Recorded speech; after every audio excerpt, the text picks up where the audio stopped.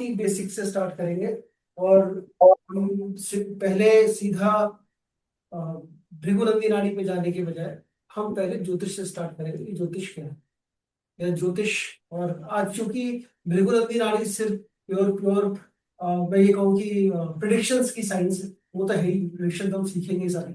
लेकिन उससे ज्यादा बहुत ज्यादा इसके अंदर हम कह सकते हैं मेटाफिजिकल तरीके हैं, बहुत अंडरस्टैंडिंग है अपने कर्मों के बारे में, अपनी पास्ट लाइफ के बारे में। हम इस पर बहुत बातें करने वाले हैं और ये बहुत ज्यादा इंफॉर्मेटिव कोर्स होने वाला है इन सब चीजों के हिसाब से और अपने आप को समझने के लिए भी। तो सबसे पहले हम बात करेंगे कि हमारा कुछ हमारे इंग्लिश टर्म्स हैं और कुछ हमारे हिंदी टर्म्स हैं जिनको हम बहुत फ्रीक्वेंटली यूज करते हैं। सबसे पहले तो टर्म हमारा ज्योतिष और एस्ट्रोलॉजी है। तो आप लोगों को मालूम है दोनों में डिफरेंस क्या है? क्या इज ज्योतिष इक्वल टू एस्ट्रोलॉजी? ज्योतिष और एस्ट्रोलॉजी एक ही चीज है क्या? Not exactly. हम्म, किसी को आइडिया क्या है दोनों में डिफरेंस क्या है?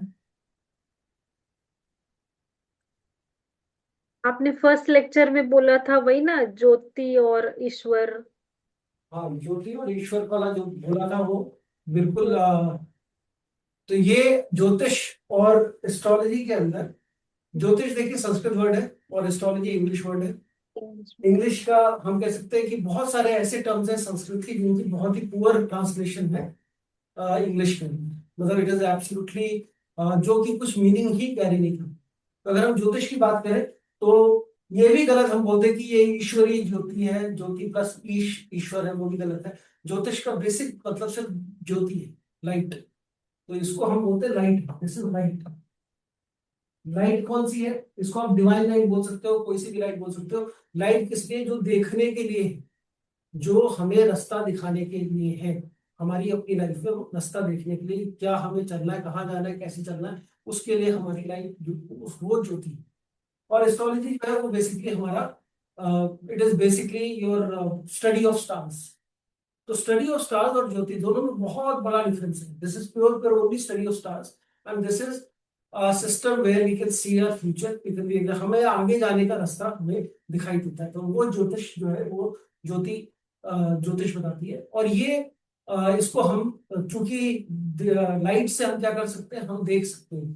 तो इसको वेदों की आंखें भी कहना है। तो हमारे जो वेद है उनके 8 अंग हैं, उसमें से एक अंग जो है आंखों का, वो हमारा ज्योतिष है। तो ऐसा भी माना जाता है कि जब तक ज्योतिष नहीं पढ़ते आप, और ज्योतिष पढ़ने का हम ये कहें कि ज्योतिष सिर्फ अ, पढ़ के प्रिडिक्शन करके, या फिर आजकल तो बहुत हॉट टॉपिक है हमारा जो है एस्ट्रोलॉजी, और दुनिया भर के सब लोग डराने के लिए और अलग अलग रील्स बनाने के लिए कंटेंट यूज कर रहे हैं, तो वो चीज ज्योतिष नहीं है।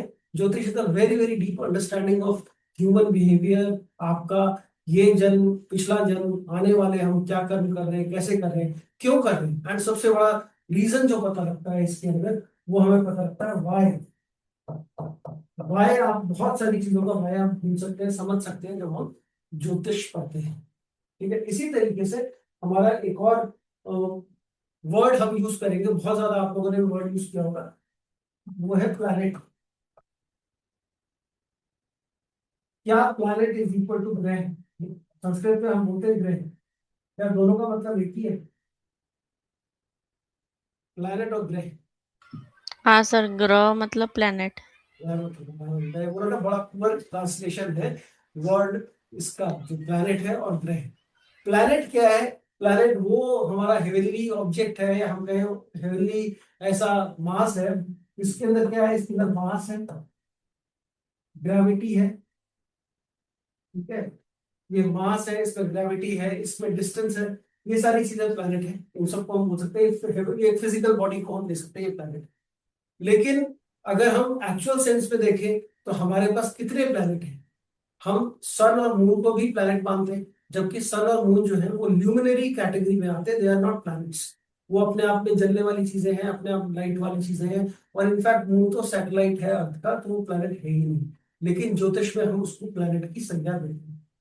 अब और फिर राहु केतु आ जाते हैं। और राहु केतु तो है ही नहीं प्लैनेट, वो तो छाया ग्रह है बोलते हैं उनको। उनको तो हेवी बॉडी भी नहीं है, कोई मास नहीं है उनके अंदर, कुछ भी नहीं। तो अगर हम राहु केतु पकड़ते हैं और सन और मून ले ले तो 4 तो खत्म ही हो गए, सिर्फ 5 प्लैनेट बचे जो फिजिकल बॉडी है। बट फिर भी हम 9 प्लैनेट लेते हैं जिसमें राहु केतु भी हमारे इंक्लूडेड है। अब इन वर्ड्स में प्लैनेट इक्वल टू ग्रह, ग्रह नहीं, ग्रह का मतलब होता है वन दैट सीजेस यू या one that possesses you.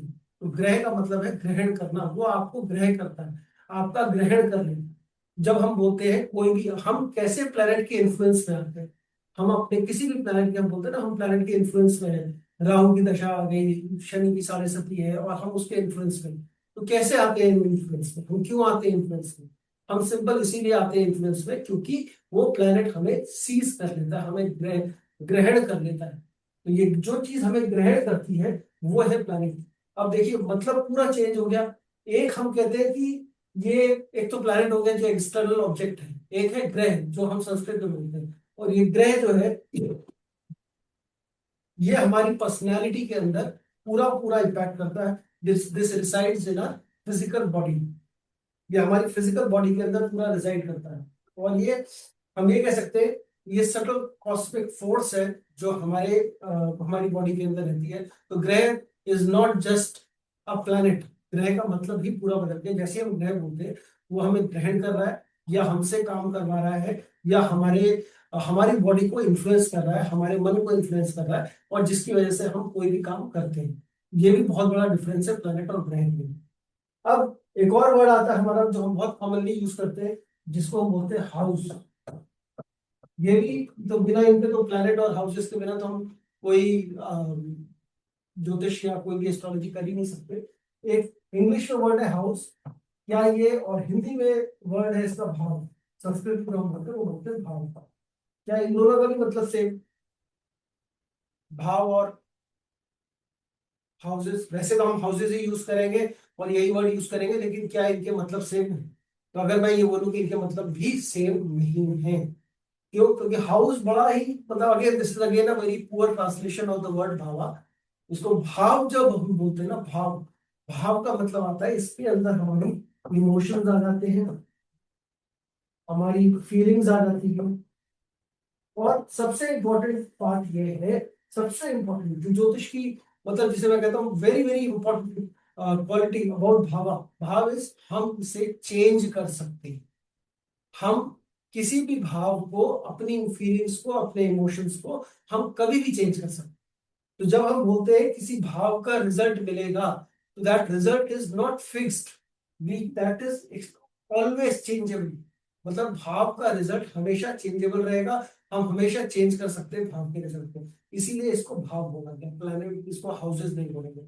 House तो हम कह सकते हैं हाउस है first house, second house, third house, हालांकि हम हाउसेस बोलचाल की लैंग्वेज में यही यूज करेंगे। लेकिन अगर हम भाव का मतलब समझें तो ये बेसिकली हमारे ना सिर्फ उन चीजों को बताते हैं, मतलब जैसे अगर हम बोले फोर्थ हाउस, तो फोर्थ हाउस जो है वो हमारे गाड़ी का भी है, घर का भी है, हमारे एजुकेशन का भी है, हमारी मदर का भी है। तो वो बहुत सारी चीजें बताएगा, दैट इज हाउस। लेकिन हाउस और ये भाव का मतलब बेसिकली हो गया, भाव से जब हम बोलेंगे कि हमारा नेचर, हमारे इमोशंस, हमारी फीलिंग्स उन घर की चीजों के प्रति क्या है, और क्या वो एक जैसे रहेंगे हर समय, क्या वो हमेशा एक जैसे रहेंगे?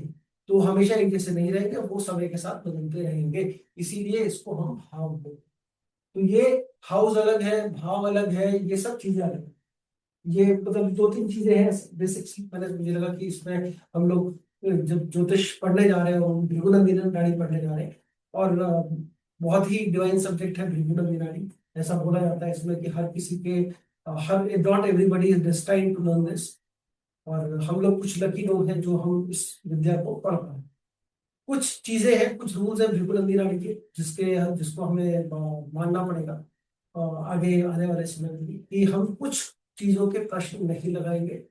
कोई अनलेस कोई एक्सट्रीम कोई केस हो, और जैसे डेथ रिलेटेड, किसी का भी डेथ जो होगा कि कब डेथ हो सकती है, नहीं हो सकती है, हम ये सब चीजें नहीं बोलेंगे। हम किसी के चरित्र के ऊपर, क्योंकि इसमें हम इतनी बातें पढ़ने वाले हैं चरित्र के ऊपर, किसी का भी चरित्र जो होगा कैसे हमें आइडेंटिफाई करना है, वो बहुत सारे कॉम्बिनेशन हैं उनको पढ़ने के लिए। वो चरित्र के ऊपर भी हम कुछ नहीं बोलेंगे किसी के लिए। तीसरी चीज चाइल्ड बर्थ है, बच्चों को लेके कि कितने बच्चे होंगे, चाइल्ड का मेल होगा फीमेल होगा, उस पर भी हम कोई बात नहीं करेंगे। ये कुछ रूल्स हैं, इसमें हमें नहीं, जो वर्जित है, जो हमें नहीं करना है। इसके अलावा अब हम शुरू करते हैं बेसिकली। अच्छा, जब भी हम ज्योतिष पढ़ाई शुरू करें अपनी, और ज्योतिष में हम अगर कर्म की बात या मैं कहूँ कि पिछले जन्मों की, क्योंकि ज्योतिष जो है जैसे ऐसा, अगर हम देखें हमारा हॉरोस्कोप, आप एक पर्टिकुलर टाइम पर पैदा हुए, हम पर्टिकुलर टाइम पर पैदा हुआ, हर कोई एक पर्टिकुलर टाइम पे पैदा हुआ, उस टाइम पर उसका एक हॉरोस्कोप बना। और वो हॉरोस्कोप क्यों बना, उसका ऐसा, उसका जो हॉरोस्कोप बना वो वैसा ही हॉरोस्कोप क्यों बना, वैसे ही पेरेंट्स क्यों थे वहां पर? क्योंकि उस व्यक्ति को पिछले जन्मों का जो कर्म, जो हिसाब मिलना था, जो कर्म उसको जैसे बोलते हैं ना, जो कर्म झेलने थे या जो उसको भोगना था इस जन्म में, उस समय, जिस समय वो पैदा हुआ, प्लैनेटरी कॉन्फ़िगरेशन बिल्कुल परफेक्ट थी उसके, उस हिसाब से, उस कर्मों, उन कर्मों के हिसाब से। अब मुझे ये बताइए कि अगर ऐसा कई बार होता है कि एक ही समय पर, और ये जनरली क्वेश्चन बहुत बार आता है ज्योतिष में जब हम नया पढ़ते हैं, कि एक समय पर बहुत सारे बच्चे पैदा होते हैं। इनफैक्ट एक दिन में लगभग 4 लाख बच्चे पैदा हो रहे हैं वर्ल्ड ओवर। और इंडिया में, अगर अकेले इंडिया की बात करें तो 65-70,000 kids are born in one day. अब ये जाहिर सी बात है भाई, जिस समय नरेंद्र मोदी पैदा हुए होंगे उस समय भी बहुत सारे लोग पैदा हुए होंगे, मुकेश अंबानी जिस समय पैदा हुए उस समय भी बहुत सारे लोग पैदा हुए। तो ऐसा क्यों होता है कि कोई व्यक्ति गरीब घर में पैदा होता है सेम प्लैनेटरी कॉन्फ़िगरेशन लेकर, और कोई व्यक्ति बहुत अमीर घर में, या किसी मीडियोकर फैमिली में, या किसी और प्रोफेशन में, मतलब कहीं ना कहीं अलग अलग पैदा होता है? तो ऐसा क्यों होता है? एनी आइडिया ऑन दिस कि क्यों होता है, ऐसा क्यों है? इसके कर्मों की वजह से, पिछले जन्मों की। कर्म, देखिए वही, अब जब हम कर्म की बात करते हैं, जब हम बात कर रहे हैं कि कर्मों की वजह से, कर्म पे हमारी कुछ कैटेगरीज हैं जो हमें समझनी चाहिए कि कर्म क्या है, एक्चुअली कर्म होता क्या है, कर्म बनता कैसे, कर्म है क्या चीज। तो कर्म की बहुत सिंपल डेफिनेशन है, एनी मेंटल और फिजिकल एक्शन, एनी मेंटल और physical action where you associate yourself as the doer. मतलब कोई भी मेंटल एक्शन आप कर रहे हो, कोई भी फिजिकल एक्शन आप कर रहे हो, और आप ये सोच रहे हो या आपने करा कि मैंने करा है, अगर आप अपने आप को आइडेंटिफाई करते हो उस थॉट से या उस एक्शन से, तो आप वो कर्म करते हो। And karma is not equal to action. अगर आप वैसे आप देखोगे कि कर्म को बोले कर्म एक्शन है, बिल्कुल भी नहीं, कर्म एक्शन नहीं है। जब हम एक्शन के अंदर इमोशन डालेंगे, ठीक है, और साथ में डालेंगे इंटेंशन, तो कर्म। जैसे कर्म के अंदर हमने एक्शन में इमोशन और इंटेंशन डाला, क्या हमारी नियत है उसको करने की, क्या इंटेंशन है, दैट बिकम्स योर कर्म। तो वो हमारा कर्म है, ठीक है। अब ये कर्म जो है, ये, और क्योंकि हम बहुत कैजुअली यूज करते हैं, और आपने बहुत सारा इसमें तो भगवत गीता में भी इतनी सारी बातें कही गई हैं, और भगवत गीता में ये बोला गया है भाई, निष्काम भाव से कर्म करिए, कर्म करिए, फल की चिंता मत करिए, ये सब दुनिया भर की बातें करी गई। अब क्या हम कोई भी कर्म कर सकते हैं बिना फल की इच्छा के? कर्म होगा ही नहीं अगर फल की इच्छा नहीं होगी तो, इम्पॉसिबल है। फल की इच्छा तो करनी पड़ेगी से, उसका मतलब ये नहीं है कि हम कर्म करें और फल की इच्छा ना करें। उसका सिर्फ इतना मतलब है कि आप फल से अपने आप को डिटैच रखें, अटैच ना करें, क्योंकि आपके हाथ में सिर्फ कर्म करना है, फल आपके हाथ में नहीं है। तो ये आप सिर्फ कर्म ही कर सकते हैं, फल की इच्छा ना करें मतलब नहीं है, फल की इच्छा से अटैचमेंट ना करें। जैसे ही हम फल की इच्छा से अटैचमेंट रखते हैं, उसी समय हमारा दुख शुरू हो जाता है। आपको लग रहा था कि भाई मेरे 99.9% मार्क्स आ जाएंगे, मेरा आईआईटी क्लियर हो जाएगा, मेरा कुछ और क्लियर हो जाएगा, नहीं हुआ और बच्चे का क्लियर। अब वो नहीं हुआ क्लियर, उतने मार्क्स नहीं आए, और उसको दुख बहुत ज्यादा हुआ। अब अगर दुख क्यों हुआ, क्योंकि उसको एक पर्टिकुलर अचीवमेंट है, मुझे करना है, इतना चाहिए, अब वो नहीं होगा अगर, तो हम बेसिकली, हम हमारी अटैचमेंट किससे थी, कर्म से नहीं थी, हम जो पूरी मेहनत कर रहे हैं उस पर नहीं, लेकिन जो रिजल्ट है उससे अटैचमेंट, रिजल्ट से अटैचमेंट ना रखे, और उसी को हम बोलते हैं निष्काम भाव से कर्म करना। पूरा निष्काम भाव से कर्म करने का मतलब यही है कि रिजल्ट क्या होगा, या उससे हमारी कोई ज्यादा अटैचमेंट नहीं है। ये भगवत गीता में भी समझाया गया। अब हम आते हैं वापस कर्म के ऊपर कि हमें ये जन्म क्यों मिला। अगर आप कर्म को हम 4 कैटेगरी में बांट सकते हैं, ठीक है। तीन कैटेगरी है। सबसे पहले है हमारा संचित कर्म, यहाँ पे हम लिख सकते हैं इसको संचित कर्म। संचित कर्म क्या है?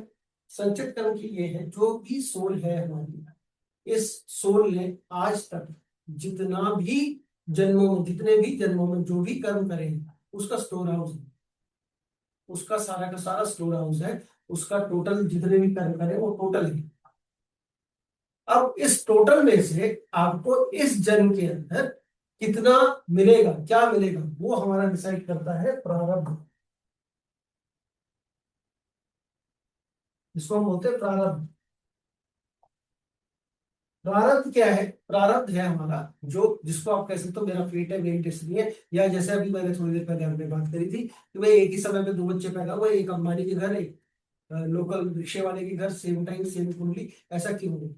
ये हमारा प्रारब्ध डिसाइड करता है कि हमें किस किस जन्म में, किस घर में, कैसे हमारी लाइफस्टाइल होगी, क्या होगा ये।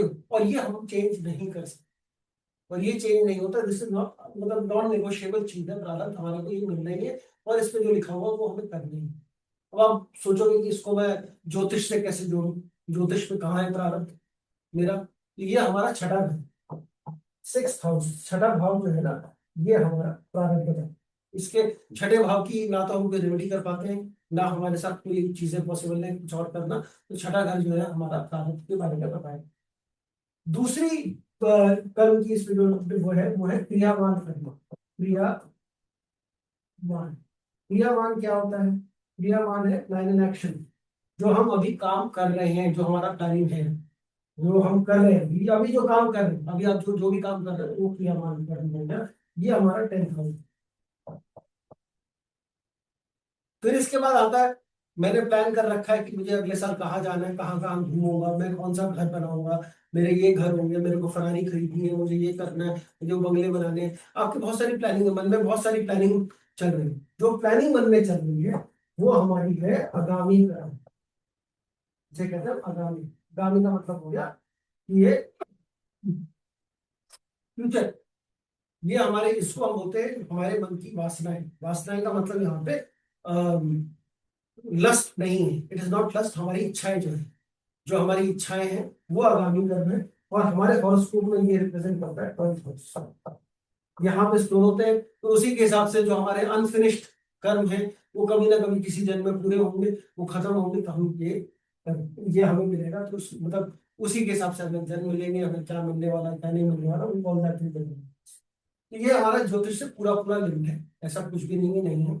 इसी के अंदर इनकी इंटेंसिटी, हमारा जो प्रारब्ध है, या जो हमारा इंटेंसिटी ऑफ कर्म को अगर हमें देखना है, तो उसकी फिर से तीन अलग वो है कैटेगरीज है, कैटेगरीज ऑफ कर्म जिसको हम बोल सकते हैं।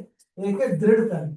दृढ़, दृढ़ कर्म का मतलब होता है, दृढ़ मतलब दृढ़, जो नहीं खत्म हो सकता, फिलहाल हिंदी उसको हम चेंज नहीं कर सकते, फिक्स्ड है। ये हमारी बताती है दशा की, जो भी दशा चल रही है आपकी वो दशा, इसमें हम यूज करेंगे दशा नहीं, और दृढ़ कर्म। फिर एक आता है हमारा अदृढ़ कर्म। और दृढ़ कर्म जो है ये है चेंजेबल कर्म, ये चेंज हो सकता है, इसको हम अपने उसमें हिसाब से बदल सकते हैं। दिस इज बेसिकली योर, जो कुंडली में हमारे ये हमारा ट्रांजिट, जो गोचर जिसकी हम बात करते हैं वो अदृढ़ कर्म है। वो पॉसिबिलिटी होती है कि हम जो जो अभी काम कर रहे हैं उसके हिसाब से हम चेंज भी कर सकते हैं। फिर उसके बाद एक आता है दृढ़ और अदृढ़। दृढ़ और अदृढ़, दृढ़ अदृढ़ का मतलब हो गया जो कि फिक्स भी है और अनफिक्स्ड भी है। फिक्स और अनफिक्स मिक्स है।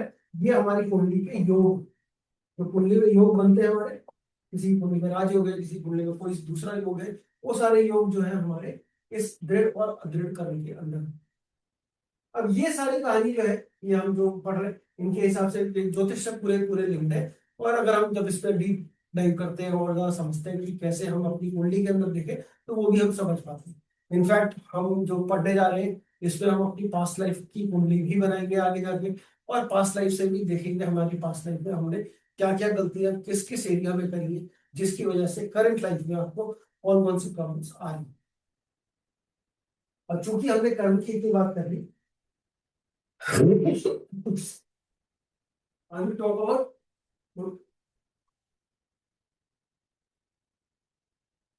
Theory of evolution. हमारा जन्म कैसे होता है, या क्या हम इसको समझें जन्म के हिसाब से, या क्या चीजें समझें, और उनका प्लैनेट्स का कैसे हमारा लिंक है। किसी ने भी सांख्य दर्शन के बारे में सुना है? सांख्य दर्शन के बारे में, सांख्य फिलोसफी में चलिए, किसी ने, अनफॉर्चुनेट है हम सभी के लिए, मतलब जितने लोग हिंदुस्तान में पले बड़े सबके लिए बहुत ही अनफॉर्चुनेट बात है, क्योंकि हमारी फिलोसफी इतनी डीप और इतने पुराने समय में, जबकि हमें चार्ल्स डार्विन का नाम हमें सबने सुना है, जो थ्योरी ऑफ एवोल्यूशन बनाते हैं, बट हमें हमारे यहाँ पे इतनी सारी फिलोसफीज हैं, हम कैसे इवॉल्व हुए, कैसे हमारा जन्म हुआ, क्यों जन्म हुआ, उन सब के बारे में लेकिन हमें नहीं मालूम। एनीवेज, सांख्य दर्शन। अच्छा, पुरुष प्रकृति के बारे में सुना सभी? पुरुष प्रकृति, ये दो वर्ड सुने? अब चलिए मैं बहुत शॉर्ट में आप लोगों को बहुत क्रिस्प बताऊंगा, क्योंकि ये फिलोसफी का पूरा टॉपिक है। अ, हमारे उसमें वो अब दो बड़े स्कूल्स हैं और फिलोसफी ऑफ थॉट, जो बताते हैं कि हमारा जन्म क्या हुआ, हम क्या है। जैसे आपने सुना होगा एक बड़ा फेमस एक लाइन है, अहम ब्रह्मास्मि। अहम ब्रह्मास्मि जब हम बोलते हैं तो हम बोलते हैं कि हम, मेरे अंदर भी ब्रह्म है और मैं ब्रह्म ही हूँ, मैं ही ब्रह्म हूँ और ब्रह्म ही बाहर है। अब ब्रह्म क्या है? ब्रह्म इज द लार्जर कॉन्शियसनेस, मैं उसी का पार्ट हूँ, मेरे अंदर भी वही है, मैं बाहर जाके उस ब्रह्म में ही मिल जाने वाला हूँ। अब ये अद्वैत वेदांत की फिलोसफी है, ये वेदांत फिलोसफी है अहम ब्रह्मास्मि। इसी में ये है, इसको हम बोलते हैं मोनोइज्म, कि सब कुछ एक ही है, everything is one. Then there is another philosophy which says dualism, दो चीजें हैं। दो चीजें कौन सी है? दो अलग अलग चीजें हैं, एक है पुरुष, एक है प्रकृति। पुरुष एंड प्रकृति।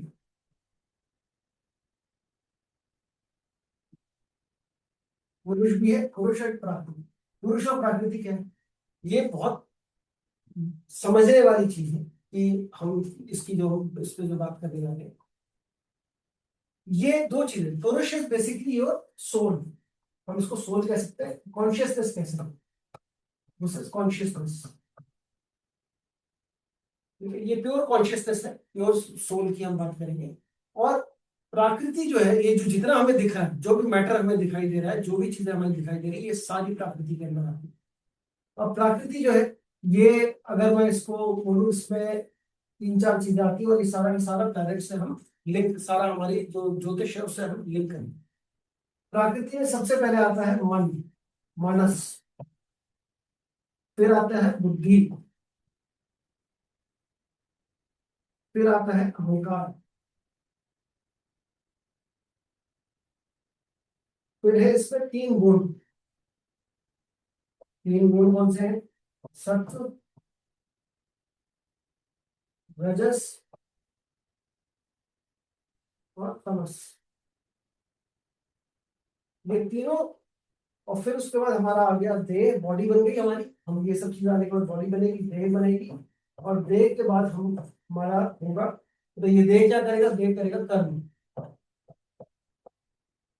जब हम पैदा हो जाएंगे हमारा कर्म होगा, ठीक है। यहीं पर हम इसमें ऐड करेंगे प्राण या जीव। जीव आ गया, ये जीव बन गया। अब ये कर्म जो है, ये कर्म का कारक कौन?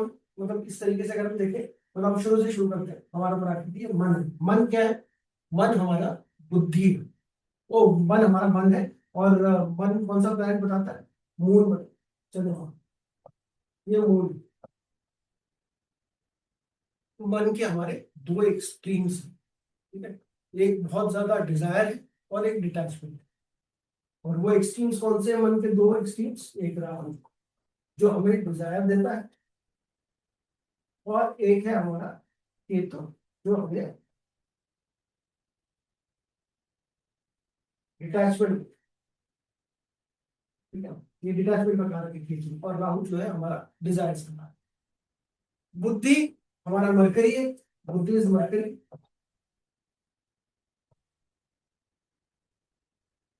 अहंकार जो है ये हमारा मंगल है, मार्स, या हम उसको सन, मार्स को बोलते हैं। सोल जो है, ये हमारा प्योर कॉन्शियसनेस जो है, ये सन है। जैसे सोल का क्या ऑब्जेक्टिव है? सोल का ऑब्जेक्टिव क्या है? और यहाँ पर हमारी देह आती है, इसको हम डिजायर्स भी बोल सकते हैं, यहाँ पे डिजायर्स आती है जो कि वीनस है। और कर्म जो है ये हमारा शरीर है। अब ये बताइए सोल का जो जो सोल है हमारी, इसका सोल ऑब्जेक्टिव क्या है? सोल का जो एक लौता ऑब्जेक्टिव है वो क्या है? आत्मा। हम्म। आत्मा। हाँ नहीं, आत्मा तो है ही है सोल, उसका ऑब्जेक्टिव क्या, उसका लक्ष्य क्या है? आत्मा का क्या लक्ष्य है?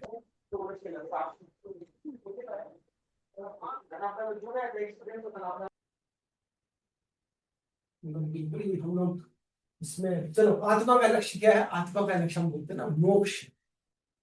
हर आत्मा का लक्ष्य मोक्ष।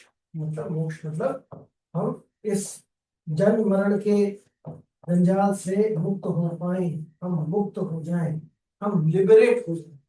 तो आत्मा का लक्ष्य क्या है? मोक्ष। मोक्ष क्या है? मोक्ष क्या होता है? मुक्ति। कैसे मिलती है? मरने के बाद जीते जी मरने के बाद आत्मा जीते। को शांति नहीं, मरने के बाद मिलती नहीं, नहीं, जीते जी। चा- जीते चाहे जी तो मिलती। जीते जी, ना चाहे तो फिर कभी नहीं मिलेगी। नहीं, चाहेगा है तो उसमें चाहना ना चाहना नहीं, बड़ी मेहनत करनी पड़ती है तब मिलता है। खैर एनीवेज, अब आत्मा का लक्ष्य है मोक्ष। ठीक है, ये नहीं मिलता, क्यों नहीं मिलता जनरली? मोक्ष मिलने के लिए, मोक्ष कब मिलेगा? मोक्ष तब मिलेगा जब आपके कर्मों की बैलेंस शीट में जीरो जीरो होगा, एसेट लायबिलिटी जो है ना वो जीरो जीरो हो जाएगी, मतलब कोई कर्म नहीं बचा आपके जिसके आपको भोगना था, तो उस आत्मा को मोक्ष मिले। सिंपल ये तरीका। अब ये कैसे हम कर सकते हैं? ये हम कैसे कर सकते हैं, थोड़ा सा इसमें समय में देखो कि ये सारी बातें हम आज कर रहे हैं, पहली क्लास है, हो सकता है एक दो क्लासेस में और बीच बीच में कभी कभी करें, लेकिन ऐसे कंस्ट्रक्टेड वे में हम कभी ऐसे इन सब चीजों पे बात आगे होना मुश्किल है, क्योंकि कोर्स कंटेंट ही बहुत है, बहुत सारी चीजें करनी है। अब यहाँ पे हम बात करें, अब हम कह रहे हैं कर्म हमारे नेगेट होने चाहिए, जीरो हो जाए, कार्मिक बैलेंस आपका जीरो हो जाए तो आत्मा सोल जो है वो लिबरेट हो जाए। अब वो कार्मिक बैलेंस जीरो कैसे होगा? कोई तरीका डिजायर्स को नहीं है। डिजायर्स को खत्म कर दें और अच्छे काम करें। अच्छा, हमें पता है क्या लगता है, ये हमें ऐसा लगता है अच्छे काम करें। आप अच्छा काम भी कर रहे हो ना, तो भी अच्छा काम करना इज नॉट सेइंग कि अच्छे काम करें तो मेरा कर्म खत्म हो गया। कर्म कैसे, हमने बोला था कर्म कब बनता है?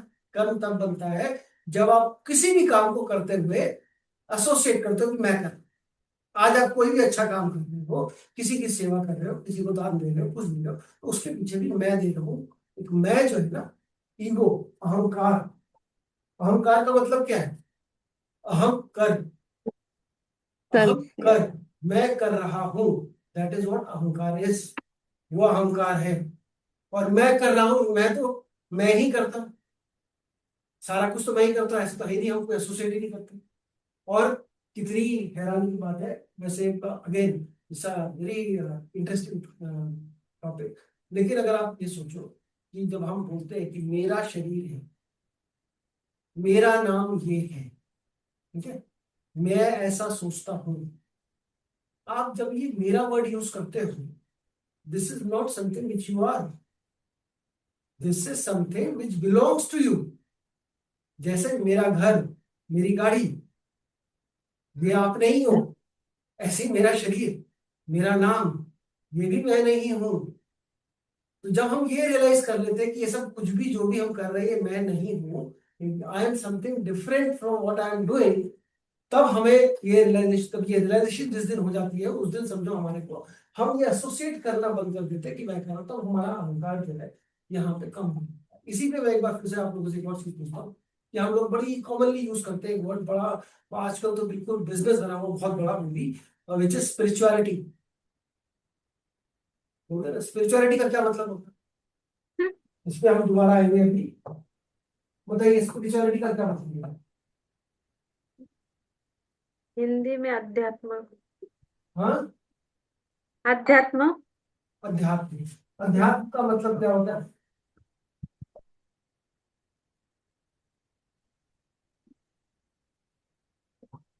अध्यात्म का मतलब क्या होता है? खुद को पहचानना। बहुत बढ़िया। आत्म का अध्ययन, आत्म का अध्ययन, अपने बारे में जानना, खुद को पहचानना, वेरी गुड। ये खुद को पहचानने वाली जो कहानी है ना, खुद को हम कब पहचानते हैं, कैसे पहचानते हैं? तो स्पिरिचुअलिटी का कोई और मतलब नहीं है, कोई मतलब नहीं है कि आपने कौन से सदगुरु के कई काम कर लिए, आई एम इनटू स्पिरिचुअलिटी बोल दिया, या मैं आजकल मेडिटेशन में 2 घंटे बैठ के मेडिटेशन कर रही हूँ, 3 घंटे बैठ के ये कर रहा हूँ, 4 घंटे बैठ के, उसका कोई मतलब नहीं स्पिरिचुअलिटी से, कोई लेना देना ही नहीं है। मेडिटेशन का मतलब ही नहीं है स्पिरिचुअलिटी से। Meditation is one way to know yourself, that is just one medium to know yourself, nothing else. It doesn't mean if you do meditation, आप मेडिटेशन कर रहे हो, मेडिटेशन करके उठे और सामने उठते ही फिर बोलने लगे। उस दिन मैं स्टैंड अप कॉमेडियन को सुन रहा था, पता नहीं बड़ा अच्छा होता है, उसमें कहता मैं भाई 2 घंटे मेडिटेशन करके आई और उसको याद आ गया, कहते उसने छूटते ही पहली चीज बोली कि तुम्हारी माँ ने ना मेरे साथ ये किया है, फर्स्ट जब हमारी शादी हुई थी तब ये किया, वो क्या कहता तुम मेडिटेशन करने गई थी कि याद करने गई थी क्या क्या हुआ मेरे साथ? तो ये मेडिटेशन जो है, मेडिटेशन करने से आप स्पिरिचुअल हो जाएंगे, ऐसा बिल्कुल भी नहीं है। स्पिरिचुअल होना सिर्फ इतना सी बात है कि आप अपने बारे में जाने कि मैं एक्चुअली मतलब मैं क्या हूं, मैं अपने नाम से, अपने थॉट से, इन सब से परे। That is what spiritual. जहां हम कब जान पाते हैं हम, जब हम इस अहंकार को, मैं जो डूअर है, जो कि आपकी आइडेंटिटी है, क्योंकि यही आपकी आइडेंटिटी है, आपका अहंकार जो है ये आपकी आइडेंटिटी है, हम इस आइडेंटिटी से, अपनी आइडेंटिटी से परे होते हैं। When we transcend this identity, that is what spiritual, being spiritual is. The moment you transcend your identity, आप स्पिरिचुअल हो जाते हैं, आप पहचान लेते हैं अपने आप को, मैं कौन हूँ, और फिर उसके बाद आप एसोसिएट करना बंद कर देते हैं बहुत सारी चीजों के साथ। एंड देन यू, अच्छा जब हम एसोसिएट करना बंद कर देते हैं तो हमारा अलग, मैं ये कह सकता हूँ कि हमारा तो हम जिसे कहते हैं ना जागृत होते हैं, जब हम पहचानते हैं अपने आप को, तो हमारा फिर रिएक्शन चीजों से बदल जाता है। और इसी में जब हम स्पिरिचुअलिटी की बात कर रहे हैं, हमारा जो कर्म है, ठीक है, इसी के अंदर हम जब कर्म की बात करते हैं तो कर्म भी हमारे दो ही तरीके से बनते हैं। कर्म के अंदर जैसे मैंने बोला आपको, हमारी फीलिंग जो है, कर्म की बात कर रहे हैं, हमारे कर्म कहिए कुछ भी कहिए, आता है हम एक्शन और फीलिंग और इमोशंस की बात करते हैं। हमारी फीलिंग सिर्फ 2 तरीके की होती है, सिर्फ 2। वी ओनली फील इन 2। हमारे को 2 ही तरीके की फीलिंग हो सकती है, एक है हैप्पीनेस की, एक है सैडनेस की, और कोई नहीं। या तो आप किसी चीज से खुश होते हो या आप किसी चीज से दुखी होते हो, यही दो हमारे मेन फीलिंग वाली चीजें। अब जब हम किसी चीज से खुश होते हैं, इसको हम बोलते हैं राग, इसको हम बोलते हैं द्वेष। राग और द्वेष, हमें, हम इसमें ही बंधे हुए, हमारे लिए यही 2 फीलिंग्स हो रही हैं। अब इन 2 फीलिंग्स के अंदर हम कहाँ रहते हैं? हम या तो पास्ट में रहते हैं या फ्यूचर में रहते हैं। Either you are always past happy, पुरानी यादों को देखकर, और फ्यूचर हैप्पी कि मेरे साथ कुछ अच्छा होगा, मैं कुछ अच्छा करूंगा, वो कुछ बढ़िया। और या तो फ्यूचर पास्ट सैड या फ्यूचर सैड। फ्यूचर सैड को, और हमारे को वी आर ट्यून, हमारी ट्यूनिंग जो है, हमारा जो अपब्रिंगिंग है, हमारा जो जो भी हम आज तक हमने, जो भी हमारी एंटिटी है, वो सारी ट्यून हमारी सैडनेस की तरफ ही, नेगेटिव की तरफ। We are tune to think negative, we are tune to always be in this sad state. Either हम पास्ट को लेके बोलते हैं सैड, या फ्यूचर को लेके सैड। अब इसी के 2 नाम हमने दे रखे। पास्ट सैडनेस को हम बोलते हैं हमारी डिप्रेशन, और फ्यूचर सैडनेस को लेके बोलते हैं ये एंजाइटी। यही 2 चीजें। अब इसके बीच में एक आता है हमारा प्रेजेंट, जहां हम रह ही नहीं पाते, 1 मिनट भी नहीं रह पाते। हम अगर प्रेजेंट में रहे और इन 2 फीलिंग से अपने आप को अटैच ना करें किसी भी तरीके से, तो कोई भी कर्म नहीं बनाएंगे। हमारे पिछले कर्म तभी खत्म होंगे जब हम कोई नया कर्म नहीं बनाएंगे। There is no other way to finish all those karma. जब हम नए कर्म नहीं बनाते हैं, होता क्या है, जब हम नए कर्म नहीं बनाते हैं तो हमें मिलने के लिए, हमारे कई जन्मों को जो भी पुराने कर्म है वो सब एक साथ एक के बाद आने शुरू हो, उनके हमें, उनको जो हमें नहीं भी भोगना था इस जन्म में, उनको भी हम भोगना शुरू कर देते हैं। तो हमारे वो खत्म होते चले हैं, हम उनको निगेट करते चले हैं, जो भी हमारे पुराने। ठीक है जी, चलिए आप वापस इसी पे आते हैं, इसी साइकिल पे। हम आत्मा का एकमात्र मकसद है मोक्ष। इसमें कौन सबसे बड़ी बाधा है? हमारे कर्म। कर्म कौन है? सैटर्न। हम लोग ये जानते हैं ना कि हमारा सूर्य और शनि का एनिमिटी है, सन और सैटर्न आपस में एनिमी है। वो स्टोरी अलग है, कोई स्टोरी सुना रखी है कि छाया उसकी माँ है और माँ के साथ दुर्व्यवहार किया, इसलिए बाप को गुस्सा आ गया, बाप बेटे की लड़ाई हो गई। वो सब स्टोरी बना के हमें बताई नहीं है। लेकिन असल जो मकसद है, सूर्य के दो दो एनिमीज हैं, सन के हमारे दो एनिमीज हैं। वो एनिमीज कौन है? मतलब इनफैक्ट बीएनएन में जब हम बात करते हैं तो हम तीन एनिमीज की बात करते हैं, which is basically Venus, Saturn, Venus Saturn and ये राहु। तीन दुश्मनों की बात है। तीनों ही अगर हम इसमें बात करते हैं ना, तो सन मोक्ष कारक है, उसमें सबसे बड़ा डिफरेंस है सैटर्न का। सैटर्न कर्म है, जब तक ये खत्म नहीं होगा तब तक उसे सोल को मोक्ष नहीं मिलेगा। जब तक डिजायर्स खत्म नहीं होंगी उस सोल को मोक्ष नहीं मिलेगा। अब और राहु डिजायर्स का भी सबसे बड़ी डिजायर हमारी राहु। जब तक राहु खत्म नहीं होगा तो किसी भी वो भी सकता दुश्मन बन। अब होता क्या है, जब हमारा ये पूरा साइकिल बन गया, हमारे हम कर्म कर रहे हैं, हम एक जन्म में जब कर्म खत्म करेंगे, अगला जन्म जब हमारा होना होगा तो यही कर्म का बैलेंस जाएगा सबसे ऊपर यहाँ पर। और ये तीन गुण, सत्व रजस और तमस, इन तीनों गुणों में कोई एक गुण, सबसे एक गुण दो गुण हमारे सबसे ज्यादा शोर मचाएंगे। मतलब जब भी जिस समय हमारा बर्थ होना होगा और कैसा बर्थ होना, जो हमारा प्रारब्ध डिसाइड करता है, उसके लिए ये सब हमारा हमारा ये जन्म जो है, ये हमारा सत्व ज्यादा प्रधान रहेगा, तमस ज्यादा प्रधान रहेगा, या रजस ज्यादा होगा, या हम किस तरीके की लाइफ जिएंगे, वो डिसाइड होता है हमारे कर्मों से, शरीर से वापस से यहीं पे आएगा। एंड वैसा ही इसी का ये इन्हीं गुणों के हिसाब से हम पुरुष से मिलेंगे, पुरुष प्राकृति का हम कहते हैं संगम होगा, हमारा जन्म होगा, और उसी के हिसाब से हमारा हॉर्स होगा। तो ये पूरा का पूरा जुड़ा हुआ है। इसी के अंदर अगर हम देखते हैं, हमारी मरकरी बुद्धि है, बहुत इंपॉर्टेंट बुद्धि। अब बुद्धि जो है ये केतु की साइड जाएगी, केतु से मिले, केतु जैसा केतु का इम्पैक्ट आएगा बुद्धि पे, तो हमें अवेयरनेस आएगी, अवेयरनेस। और राहु की तरफ जाएगी तो हमें इंटेलिजेंस है। हम इसको अवेयरनेस और इंटेलिजेंस, ये दो कारक है मरकरी के। अब अवेयरनेस जो है हमें मिलेगी, अगर वो मरकरी केतु है तो हम अवेयर हो सकते हैं, मरकरी राहु है तो हम बहुत इंटेलिजेंट हो सकते हैं। ये हमारे को इंटेलिजेंस देता है।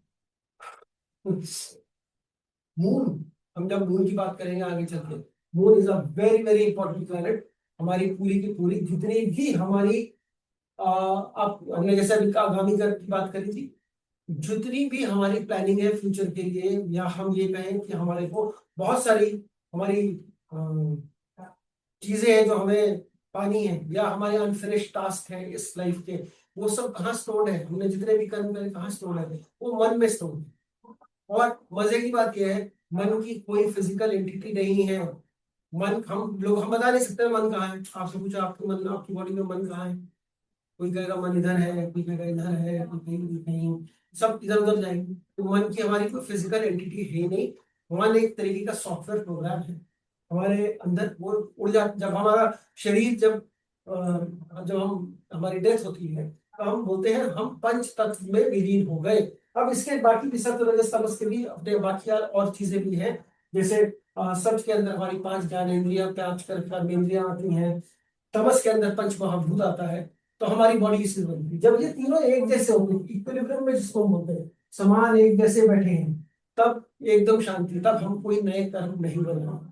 लेकिन जैसे ही इनमें से कोई भी एक गुण ऊपर नीचे हुआ, अहंकार हमारा एक्साइटमेंट में आ गया, और फिर हमारा हमने वो कर्म बनाया।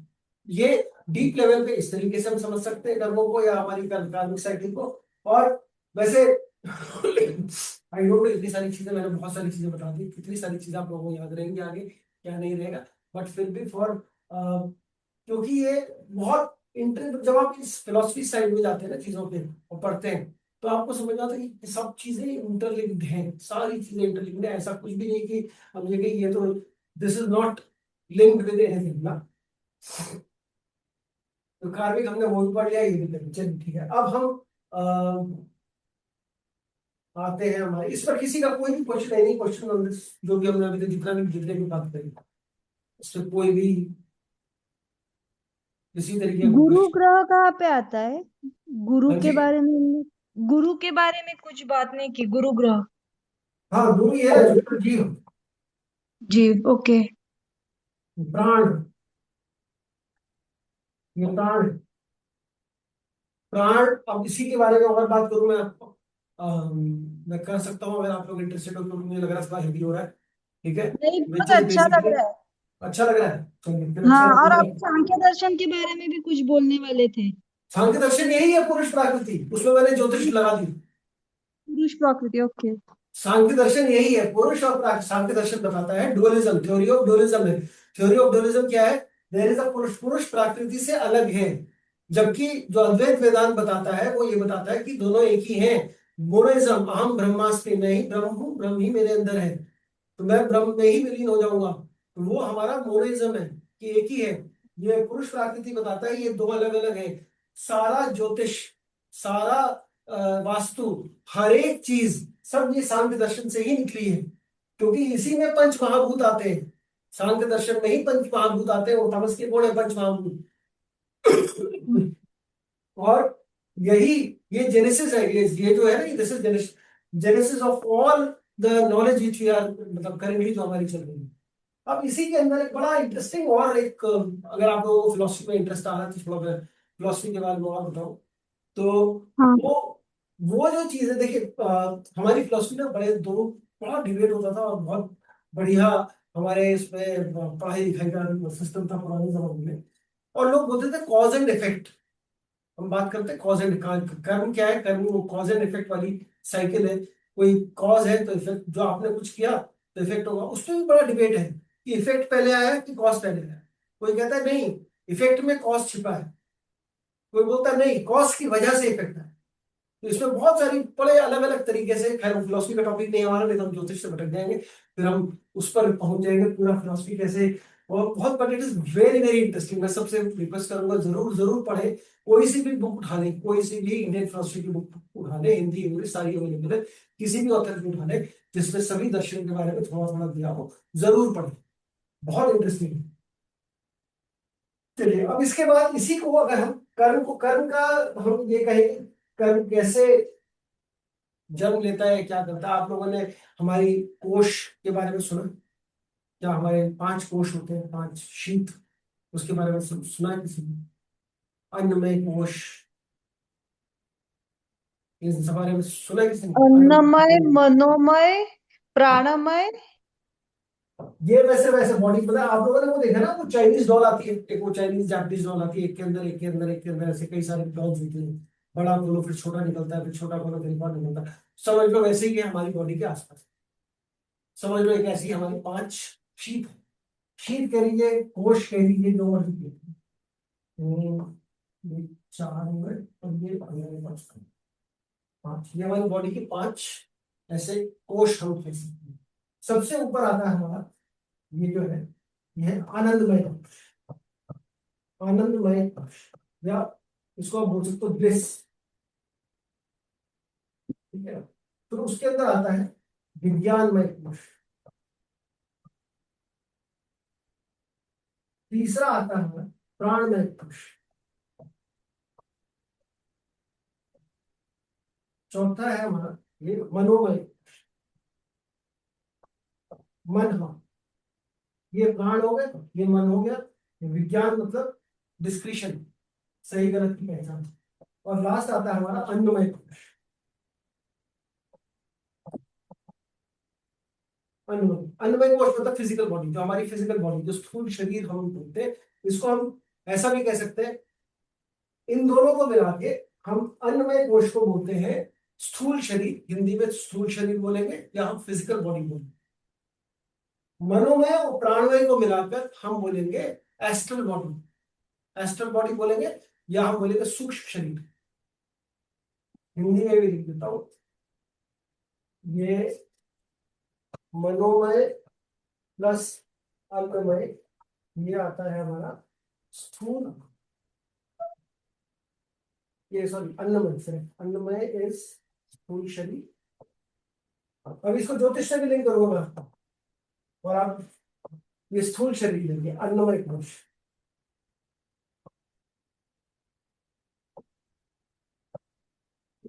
ये स्थूल शरीर है जो हमारा फिजिकल बॉडी है, फिजिकल बॉडी आप इसको बोल सकते हैं। फिर हमारा मनोमय और प्राणमय, इन दोनों को मिलाकर बनता है हमारा, ये हमारा हो गया कॉजल बॉडी कह सकते हो आप इसको, या नहीं सॉरी, दिस इज योर स्थूल शरीर, और इसको इंग्लिश में हम बोलते हैं स्थूल शरीर को फिजिकल बॉडी, फिजिकल बॉडी।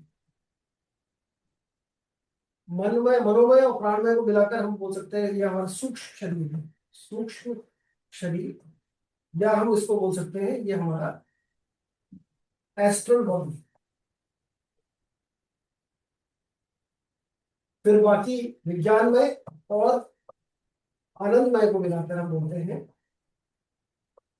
ये हमारा है कर्म शरीर, कर्म शरीर, या फिर इसको हम बोलते हैं कॉजल, एस्ट्रो कॉजल बॉडी,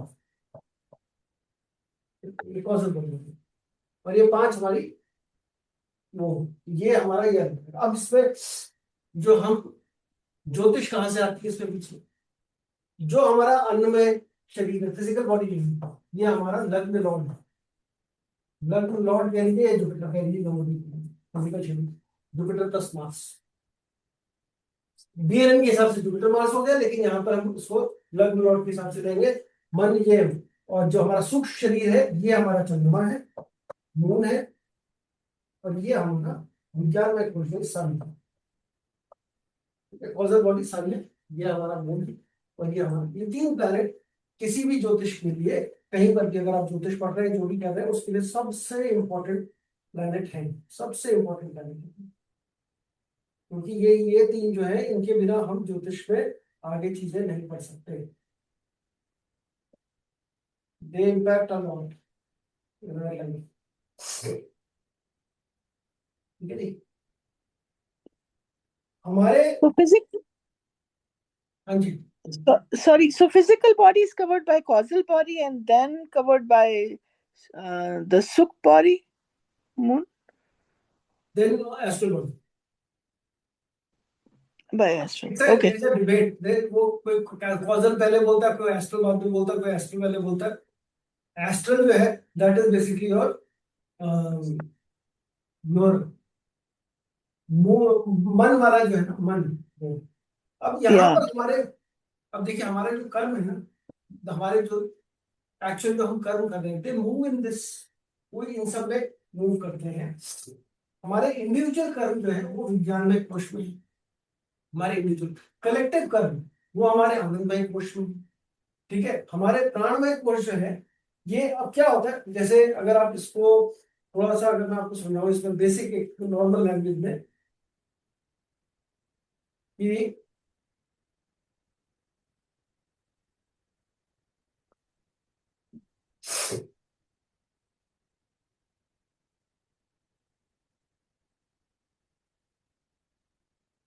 ये आनंदमय कर्म हमारे कलेक्टिव, मतलब कलेक्टिव मतलब जैसे घर का इन्वायरमेंट है, घर का इन्फ्लुएंस है आपका, आप बचपन से आप जहाँ जैसा आपका माहौल मिला, जैसे हमारी चीजें हुई, जैसा हमारा मेंटल मेकअप बना, तो हमारा आनंदमय कोश हम बोल सकते हैं उसको।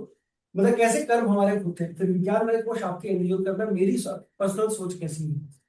प्राणमय कोश, अब इसको एग्जाम्पल एक लेते हैं, इतना डिटेल में सुनाने से, एक बड़ा सिंपल सा एग्जाम्पल है। मान लीजिए आपकी घर पे, मतलब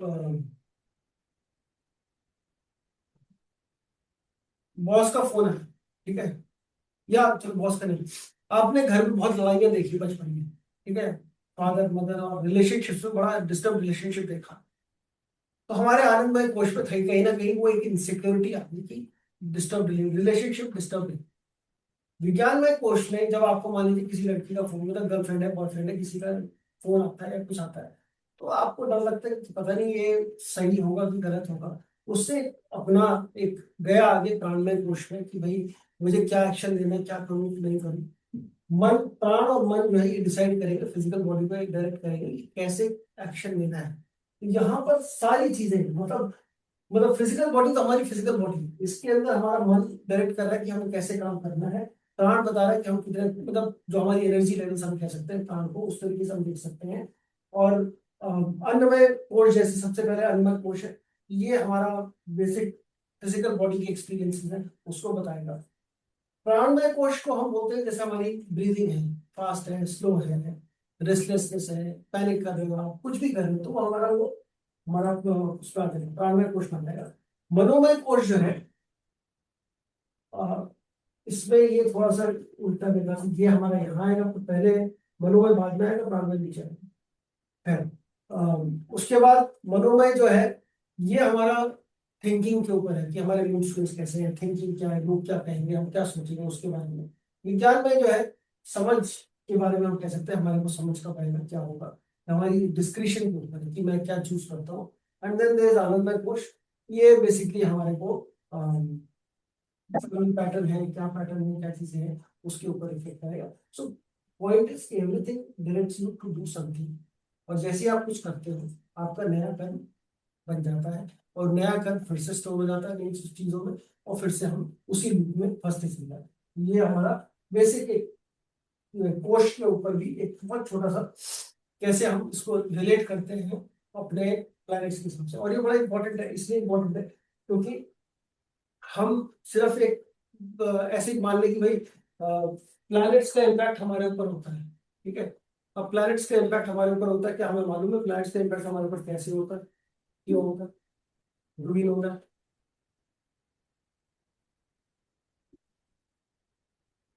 क्या, कैसे हम बोलते हैं प्लैनेट का इम्पैक्ट होता है?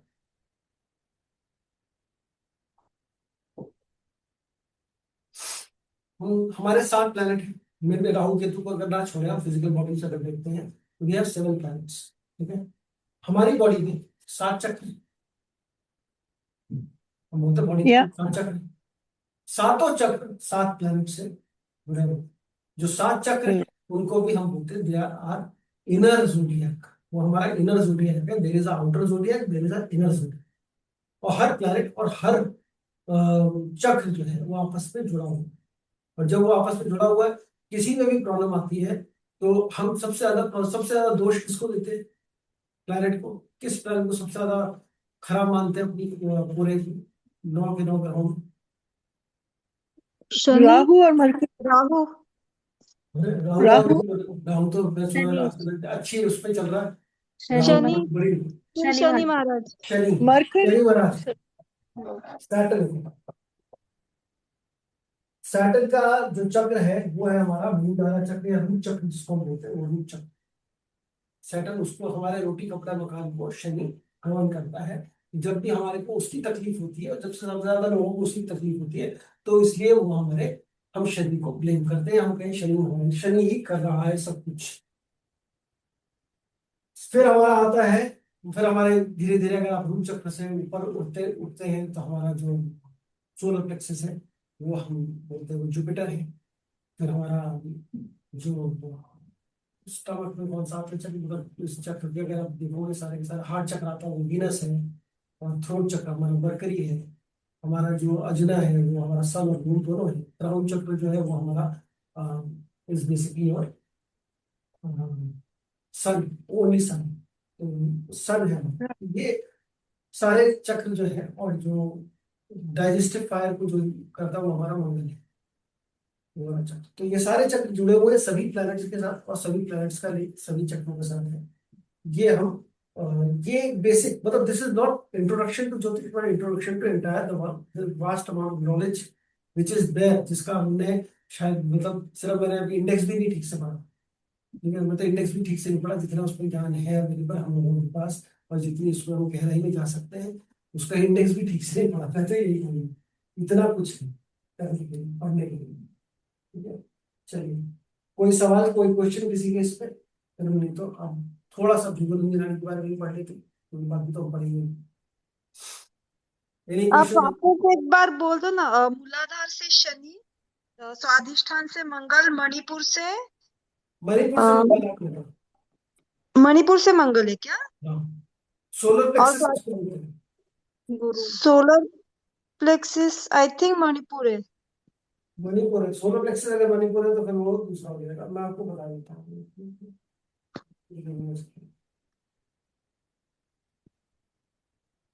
क्योंकि क्या है ना, ये हिंदी अंग्रेजी में थोड़ा सा अदरवाइज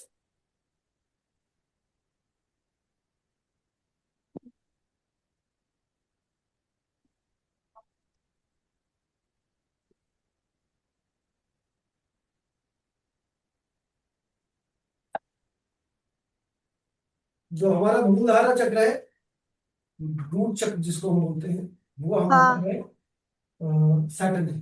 ठीक है। हाँ ठीक है। उसके बाद हाँ। आता है हमारा Sacral. जो Sacral. सोलर प्लेक्सस जिसको हम बोलते हैं सेक्रल स्वादिष्ठान चक्र। ओके। स्वादिष्ठान जो है ये हमारा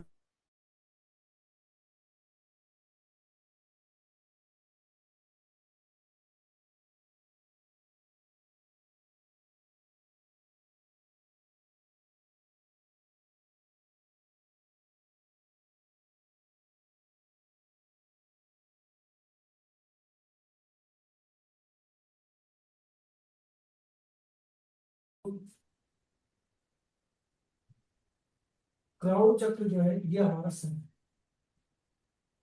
हमारे को जनरली प्रॉब्लम जब आती है तो इन्हीं ये शनि वाला जो मूलधारा चक्र है which is responsible for your daily life, daily roti kapda makan, उसी की है। इन सब के अपने मतलब अगर मैं इसमें आपको ज्योतिष से जोड़ने की कोशिश करूं तो वो भी जोड़ सकता हूँ। और इसमें मतलब अगर मैं इसको ना बड़ा, चलो इसको वो भी बताता हूँ। हम लोग आप लोगों को मालूम अगर चार पुरुषार्थ, धर्म अर्थ काम मोक्ष, हाँ वो हाउसेस से मालूम है, राशियों से, हाउसेस से कौन कौन से हाउसेस, कौन से हाउसेस बताते हैं। वो 1 5 9 2 हाँ, तो देखिए क्या है हमारा, मैं 2 6 10, 2 6 10 घर जो है हमारा, 2 6 10। हाँ अर्थ अर्थ त्रिकोण बोलते हैं। अर्थ त्रिकोण, ठीक है, जो हमारे पैसों के लिए, ठीक है, अर्थ त्रिकोण मतलब अर्थ का मतलब पैसा, तो वो मूलधारा चक्र है 2 6 10। ठीक है। ओके। सर एक मिनट, ये सन और क्या लिखा है आपने? कौन सा? सन और मून के इधर क्या लिखा है? सन और मून के इधर अजना, AJAN नहीं पढ़ना, अजना। अजना। हाँ अजना चक्र, अज्ञा चक्र बोलते हैं, वैसे अजना भी नहीं है, हिंदी इंग्लिश में जे बोलते हैं, ज्ञान नहीं लिख सकते, इट इज बेसिकली अज्ञा चक्र जो यहाँ माथे पे होता है। और ये बड़ा इंपॉर्टेंट पॉइंट है, आप सब लोगों ने बहुत बार ये ऐसा नोटिस किया होगा। आप लोग बहुत बार क्या करते हैं, ऐसा बोलते हैं तो ऐसे सब माथा अपने हाथ माथे पे हाथ मारते हैं ऐसे जोर से, बहुत गलत करते हैं। सबसे ज्यादा डिस्ट्रक्टिव वो अजना चक्र को खराब कर रहे हो आप, कभी नहीं करना है। कभी अपने माथे पे हम तिलक लगाते हैं, माथे पे हम तिलक तिलक लगाते हैं, बिंदी लगाते हैं, ठीक है, वो एक्टिवेट करता है, वो रेड कलर जो है उसको एक्टिवेट करता है अजना चक्र को। अबे अजना चक्र को बिल्कुल कभी भी लाइफ में किधर भी कोई ऐसे हाथ मारे तुरंत रोकिए उसको, बहुत गलत कर रहा है वो, माथे पे हाथ नहीं मारना है किसी ने भी। वो हमारा अजना चक्र डिस्टर्ब हो रहा है, वो अजना चक्र खराब हो। हम लोग क्या है ना, हम लोग इतने ज्यादा इसी में मूल धारा में ही फंसे हुए हैं कि हमें इसके ऊपर उठने का मौका ही नहीं मिलता, ना हम देखना चाहते हैं ना हम जानना चाहते हैं, तो हम तो इसी में फंसे रहते हैं। अच्छा क्या ये जुपिटर ये आ गया। जुपिटर में क्या लिखा है सर? हमारा सोलर जो ये सेक्रल चक्र जिसको सेक्रल चक्र भी बोलते हैं, ये हमारा 4 8 12, 4 8 12 मोक्ष त्रिकोण का। मणिपुर जो है ये हार्ट चक्र जो है, विशुद्धि ये वीनस जो है, ये हमारा 3 7 11 है। ठीक है। और जो हमारा सोलर प्लेक्सस है वो हमारा ये मणिपुर जो है ये 1 5, या आप इसको मतलब इसको हम वो धर्म धर्म के हिसाब से मतलब देख सकते हैं, धर्म के हिसाब से। तो इसमें हम वो भी जोड़ सकते हैं, एलिमेंट्स भी डाल सकते हैं इसमें, हम बहुत सारी सब चीजें, सी एवरीथिंग इज कनेक्टेड, जो भी हमारे को चीजें बोली जा रही है सब चीजें कनेक्टेड है, और सारी चीजें कहीं ना कहीं ज्योतिष से भी कनेक्टेड है। सभी ज्योतिष हमारी कुंडली के साथ सब कुछ कनेक्टेड है। इसलिए हम जब भी कोई बात करते हैं, जो भी कुछ बोलते हैं, या कोई भी चीज हो रही है हमारे साथ, जो घटना घट रही है हमारे साथ, everything is as per horoscope, is as per horoscope, is as per something which as a design हम कह सकते हैं, वो किसी ना किसी डिजाइन की वजह से ऐसा ही हो रहा है। सर वो क्राउन चक्र और जो थ्रोट चक्र है इसमें कोई ट्राइन नहीं है? कोई नहीं, इनमें कोई ट्राइन नहीं, ये सब आगे ऊपर इससे ऊपर कुछ नहीं। ओके यही ट्राइन ही थे हमारे पास, 4 ही तो ट्राइन, हम कहाँ तक उसको डालेंगे। आप इसमें हाउसेज सही डाल सकते हो बस, आप इसमें सही दैट्स फाइन। हाँ मतलब इसमें हाउसेज डाल सकते हो, मरकरी को थ्रोट के साथ जो होते हैं तो सेकंड हाउस डाल सकते हो इसमें, सेकंड हाउस में, ठीक है भाई। इसको हम ग्राउंड और इसमें कुछ नहीं, So जहां it's तक just हम one. पहुंचते हैं ना वजरा तक तो जाते ही, यहाँ तक तो इधर भी हम ये कभी देखते नहीं कि बैलेंस है कि नहीं है। ग्राउंड चक्र तो भूल ही जाओ, ग्राउंड चक्र एक्चुअली हमारी बॉडी से कम 6-8 इंच ऊपर है, हेड के ऊपर है।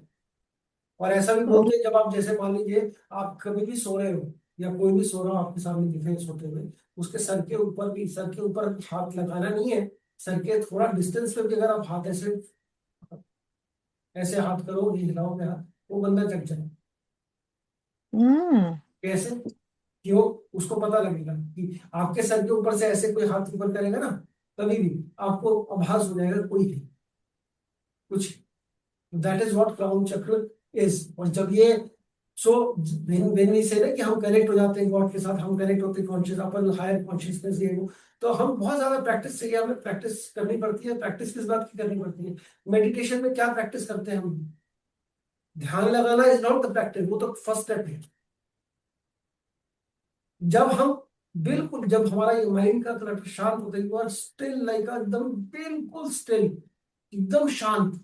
जब आप एकदम शांत हो जाते हो, एकदम माइंड का क्लटर खत्म, फिजिकल क्लटर खत्म, सब कुछ भी कुछ नहीं चल रहा, तब वो चीजें हमारे ब्रेन, वो तब उसका ब्रेन के पास भी बचा नहीं, माइंड के पास भी बचा नहीं, क्या करूं हम शांत है ना, मुझे कुछ याद भी नहीं आ रहा, मैं सोच ही नहीं रहा कुछ, जीरो हो गया।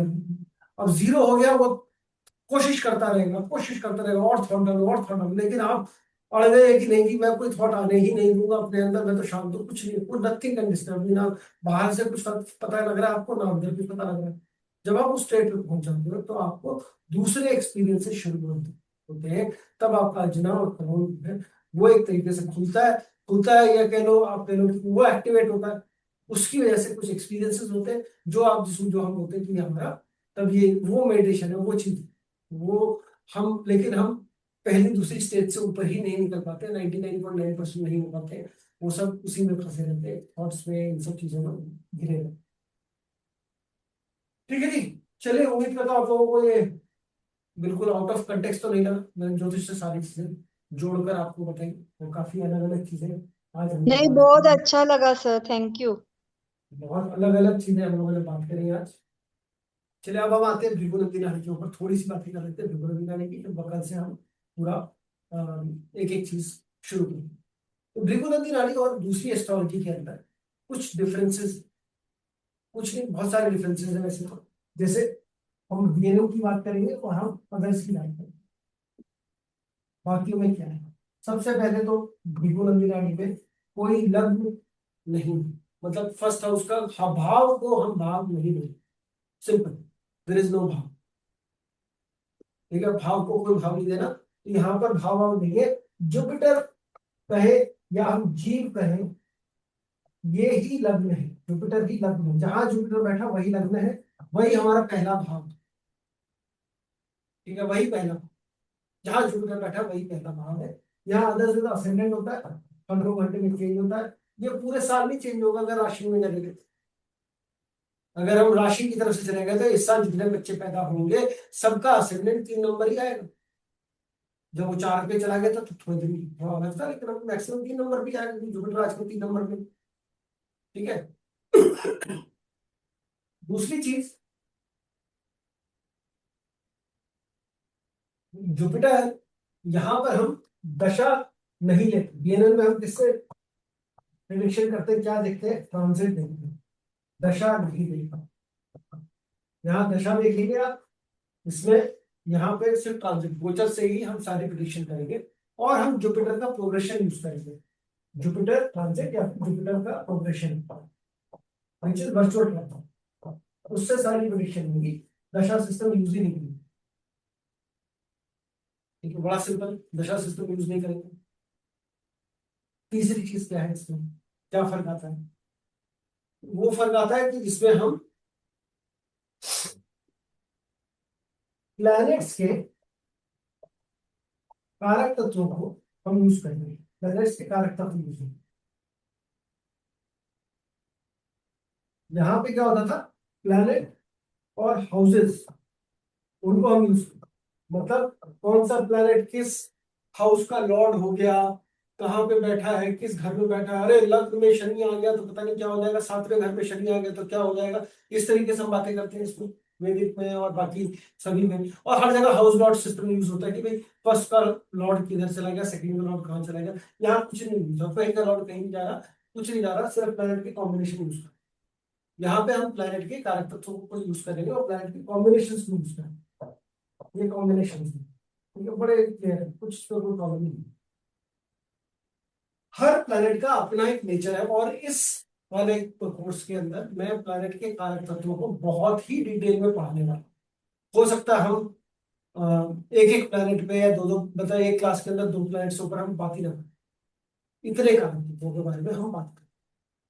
ठीक है, तो यहाँ पर हम प्लैनेट के कारक, यही बेसिक है। जिस दिन अगर आपको ये समझ में आ गया, प्लैनेट के कारक तत्व समझ में आ गए और कॉम्बिनेशन बनाने आ गए, तो आप बीएनएन सीख, और कुछ नहीं है बीएनएन। बीएनएन में कुछ भी नहीं, सिर्फ प्लैनेट और प्लैनेट के कारक तत्व देखने हमें, देखना और कुछ भी नहीं। जुपिटर हमारा जीव लग्न है, और क्या इसमें क्या डिफरेंस आता है? हाँ, लग्न हो गया, शनि हो गया, दशा, प्लैनेट हाउस। राशियों को बहुत इंपॉर्टेंट तरीके से यूज करेंगे हम। Rashi plays a very important role. राशियां जो है बहुत इंपॉर्टेंट है, राशियां बहुत इंपॉर्टेंट। यहाँ पे हम राशियां इतनी यूज ही नहीं करते, इनफैक्ट केपी नाड़ी के अंदर तो राशि का कोई मतलब ही नहीं है, कोई कुछ हम बात ही नहीं करते। यहाँ तो यहाँ पे राशियों को बहुत एक्सटेंसिवली यूज करने वाले हैं, क्योंकि शनि जिस राशि में है वो बताएगा आपका प्रोफेशन क्या होना चाहिए, वीनस जिस राशि में वो बताएगा पैसा कैसे आएगा, आपके हस्बैंड का नेचर कैसा होगा वो मंगल की जिस राशि में वैसा पता लगेगा। राशि और कॉम्बिनेशन यही तो बताएंगे, तो इसलिए राशियों को भी हम बहुत अच्छे से पढ़ लेंगे। इसके अंदर जो प्लैनेट है, जैसे हम बात करते हैं, तो जुपिटर जो है वो हमारा जीव लग्न है, जीव। शनि जो है ये हमारा कार्मिक कर्म का वो है, प्रोफेशन भी कह सकते हैं, कर्म को। ठीक है, ये दो अलग अलग, ये कर्म कारक है, ये जीव कारक, जुपिटर शनि। इसके अलावा हम दो कैटेगरी या तीन कैटेगरी में हम प्लैनेट्स को डिवाइड करते हैं। एक है डेस्टिनी मेकर। डेस्टिनी मेकर का मतलब क्या हुआ, डेस्टिनी बनाने वाले। ये कौन से प्लैनेट है? सन है, मरकरी है और वीनस। इसके बाद है डेस्टिनी ब्रेकर।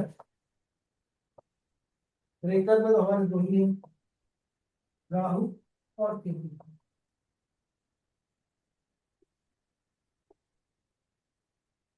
फिर है मॉडिफायर। डेस्टिनी मॉडिफायर, मॉडिफायर मतलब जो चेंज कर सकते हैं, डेस्टिनी को बदल सकते हैं। डेस्टिनी मॉडिफायर जो है वो है हमारे मार्स और moon. Mars and moon are destiny modifier.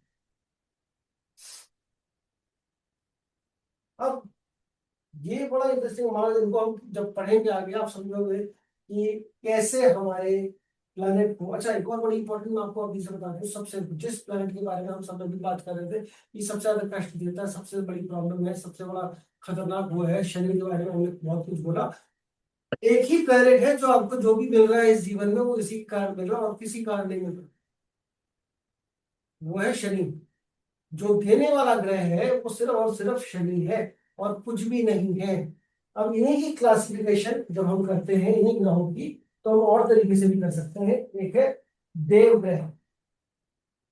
देव ग्रह, देव ग्रह का मतलब ये कुछ नहीं देने वाले, मेटेरियलिस्टिक।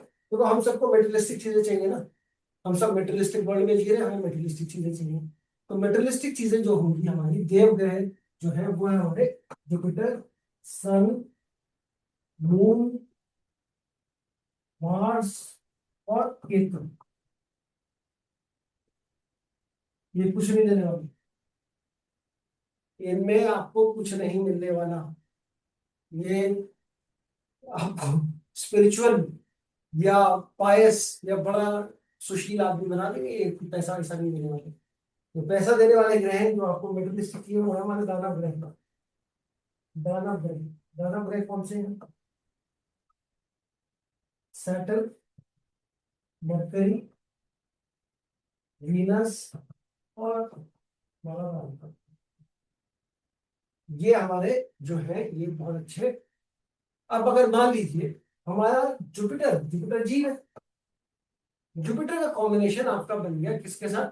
जुपिटर बैठा सूर्य के साथ, मंगल के साथ, केतु के साथ।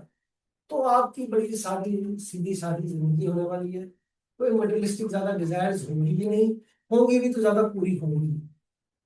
सिंपल सी बात। ये देव प्लस देव अगर बन जाता है तो, अगर मान लीजिए देव प्लस देव का कॉम्बिनेशन, देव प्लस देव देवानंद द्वारा कॉम्बिनेशन है, यहाँ पर देव प्लस देव कॉम्बिनेशन हो गया। यहाँ पर हम जीवन जो होगा हमारा सात्विक लाइफ होगी। ये सात्विक लाइफ के बारे में बताया, ठीक है। सात्विक life, बड़ी सात्विक लाइफ है। मतलब जुपिटर केतु का कॉम्बिनेशन आप लोगों में से होगा, बहुत सारे लोगों को होगा, इसलिए आप शायद पढ़ भी रहे हो, ये ज्योतिष भी पढ़ रहे हो। और जुपिटर केतु के कॉम्बिनेशन में आप देखोगे कि बहुत अच्छा, बहुत बढ़िया कॉम्बिनेशन है। Dev plus Dev is exceptional combination, जो हमने इतनी सारी बातें इससे पहले करी हैं कि मोक्ष की यात्रा या स्पिरिचुअली स्पिरिचुअल गेन या स्पिरिचुअल हम आगे बढ़े अपने जीवन में, उसके लिए बहुत बढ़िया कॉम्बिनेशन है, एक्सेलेंट कॉम्बिनेशन जुपिटर केतु का है। तो जुपिटर जिसके साथ है वो कॉम्बिनेशन, शनि का कॉम्बिनेशन जिसके साथ ये होगा, मतलब अगर हम कहें देव प्लस दानव का कॉम्बिनेशन बन गया बहुत अच्छा, इट इज गुड। और अगर मान लीजिए शनि का कॉम्बिनेशन जिसकी भी कुंडली में, सैटर्न का कॉम्बिनेशन हमारा मरकरी के साथ, वीनस के साथ बना हुआ है, और राहु को भी इंक्लूड कर लो, लेकिन कोई भी मार्स और केतु और मून इन सब का कुछ भी इन्फ्लुएंस नहीं है, ये अल्ट्रा रिच लोग हो गए, बहुत पैसे वाले लोग हैं, ठीक है। तो ये हमारा, हम ये कह सकते हैं बहुत अच्छा कॉम्बिनेशन है, बहुत बढ़िया कॉम्बिनेशन बनता है।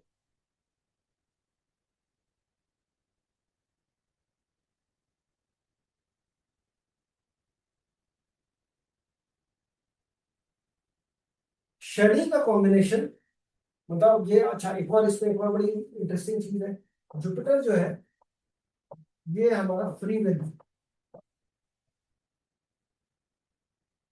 हमारी चॉइसेस जो हम इस जीवन में ले रहे हैं। फिर हम, क्योंकि ये बड़ा डिबेट होता है ज्योतिष के अंदर कि भाई सब कुछ अगर डेस्टाइंड है तो हम करेंगे क्या, हम क्या करेंगे, हमारे हाथ में तो कुछ है नहीं। तो आप लोग मानते हैं इस चीज को कि सब कुछ डेस्टाइंड है, सब कुछ पहले से लिखा हुआ है, हम कुछ नहीं कर पाएंगे, तो फ्री विल क्या होगी, ऐसा है कि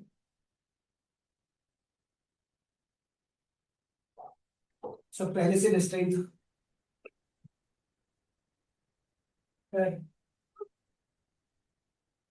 जिसमें हम आगे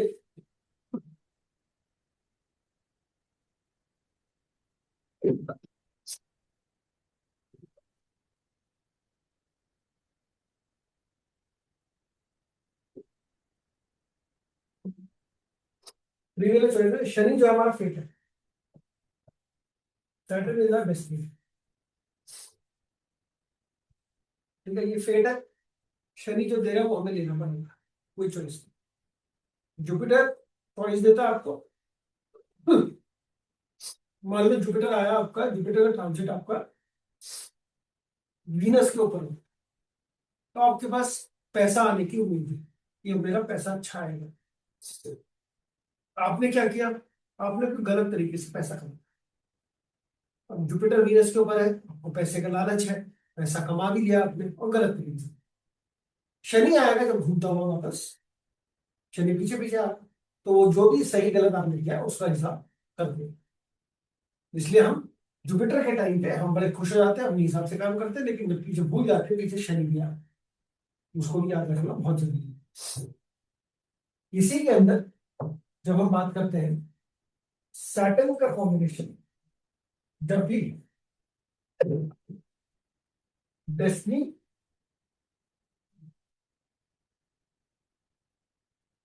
maker Saturn plus destiny maker combination होगा। सैटर्न प्लस डेस्टिनी मेकर मतलब डेस्टिनी मेकर 3 प्लैनेट थे हमारे, ठीक है, वीनस, मरकरी सन। और सन, ठीक है। तो ये हमारे डेस्टिनी मेकर जो प्लैनेट है, ये 3 प्लैनेट जब भी शनि के साथ जुड़ेंगे तो हमें जो भी फल प्राप्त होंगे, रिजल्ट जो भी होगा या मटेरियलिस्टिक गेन जो भी होगा, इसमें मटेरियलिस्टिक गेन्स जो भी होंगे, ये सब because of our past life karma. ये हमें पिछले, शनि जो दे रहा है हमें पिछले जन्मों के कर्मों के लिए, कर्मों के हिसाब से हमें रिजल्ट दे। तो पिछले जन्म में हमने कुछ अच्छे कर्म करे हैं, तो destiny maker, Saturn plus destiny maker result because of past life materialistic चीजें। जुपिटर प्लस डेस्टिनी मेकर अगर है तो ये हमें रिजल्ट मिलेंगे हमारे प्रेजेंट लाइफ में, फ्री विल की वजह से। Due to our free will हमने कुछ अच्छी चॉइसेस ली इस जन्म में, और जिसकी वजह से हमें अच्छा मेटेरियलिस्टिक गेन्स हो रहे हैं, हमें अच्छा रिजल्ट मिल रहा है।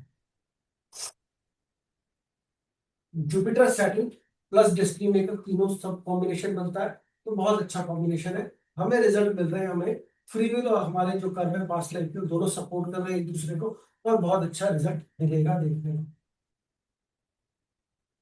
जब भी मंगल जुड़ेगा, मार्स जुड़ गया हमारा डेस्टिनी मेकर, मैं डीएम लिख रहा हूँ डेस्टिनी मेकर के साथ, ये फिर आपको देगा एनिमिटी, एनिमिटी देगा, हार्डशिप देगा, ईगो देगा, हैरेसमेंट देगा, हेस्टीनेस देगा। जब तुम मार्स जुड़ेगा, मून जुड़ेगा, अगर मून जुड़ गया, अच्छा, तो हम लोग गहरे में मून को कोई बड़ा सौम्य प्लेनेट नहीं मान रहे, हम मून को कोई बड़ा अच्छा प्लेनेट नहीं मानते हैं। मून थोड़ा सा कपटी टाइप का प्लेनेट है, थोड़ा छल कपट वाला प्लेनेट यहाँ पर। तो मून अगर जब भी जुड़ेगा डेस्टिनी मेकर के साथ, ये आपको चेंजेस देगा। मून चेंजेस का कारक है, हर रोज बदलता है, हर रोज चंद्रमा बदलता है, तो इसलिए यहाँ पे इसको चेंजेस का कारक देगा, लॉसेस देगा, ब्लेम्स देगा।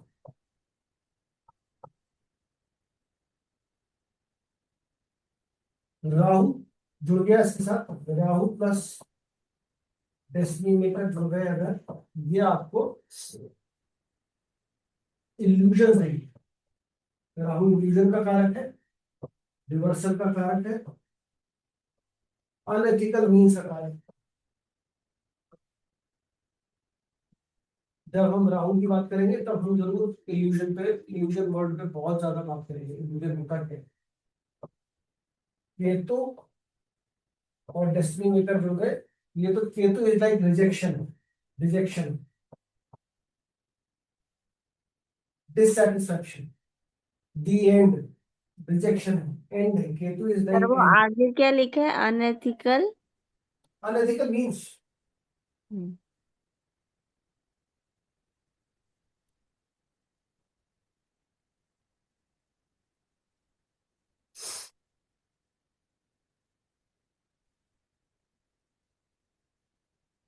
जब भी जुपिटर का लिंक होता है डेस्टिनी मेकर के साथ, तो हम अपने फ्री विल के हिसाब से इस जन्म में कुछ अच्छा करते हैं, और हम अपने बहुत अच्छा रिजल्ट हमें मिलता है, मेटेरियलिस्टिक गेन्स मिलते हैं।